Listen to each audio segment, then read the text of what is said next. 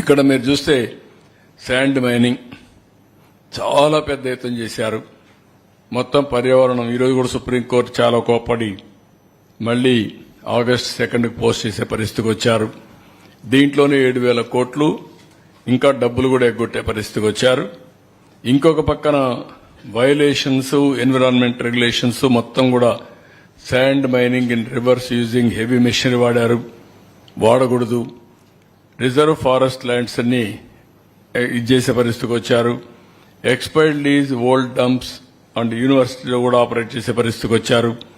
అదే మరిగా ప్రైవేటు కూడా అప్పచెప్పే పరిస్థితి వచ్చారు. అవి కూడా మేము స్టడీ చేస్తున్నాం. ఎంతవరకు లాభమా నష్టమా ఏం చేశారని అవి కూడా స్టడీ చేసి ఫైనల్ డెసిషన్ తీసుకుంటాం.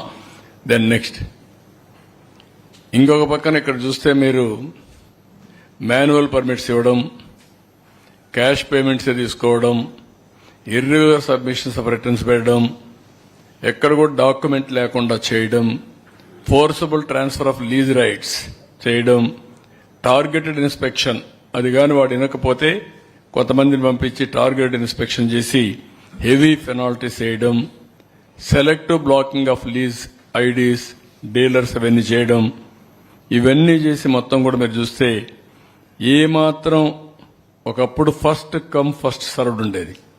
ఇక్కడ మైనింగ్ ఉందంటే ఫస్ట్ అప్లికేషన్ పెడితే వాళ్ళకి ఇచ్చేవాళ్ళు. అవన్నీ వైలేట్ చేసేసారు. ఇష్టానుసారంగా చేయడం, అదే మరిగా కీ రెగ్యులేషన్స్ అన్ని కూడా వైలేట్ చేయడం, ఇంకొక పక్క ముందిచ్చినట్టు కూడా క్యాన్సిల్ చేసి వీళ్ళు ఇష్ట ప్రకారం ఇచ్చి ఒకవేళ కోర్టు పైన బెదిరించడం, ఇలాంటి చాలా చేశారు. ఇవన్నిటి వల్ల 9,750 కోట్ల రూపాయలు మినరల్ రెవెన్యూ నష్టం వచ్చిందని ఒక ఎస్టిమేట్ చేశాం. ఇది మల్టీఫోల్డ్ ఉంటుంది. ఇంతేకాదు నెక్స్ట్ అంత మునుపైతే శాండ్ పాలసీ 2016లో ఫ్రీ పాలసీ ఉండేది, ఫ్రీ శాండ్ ఉండేది.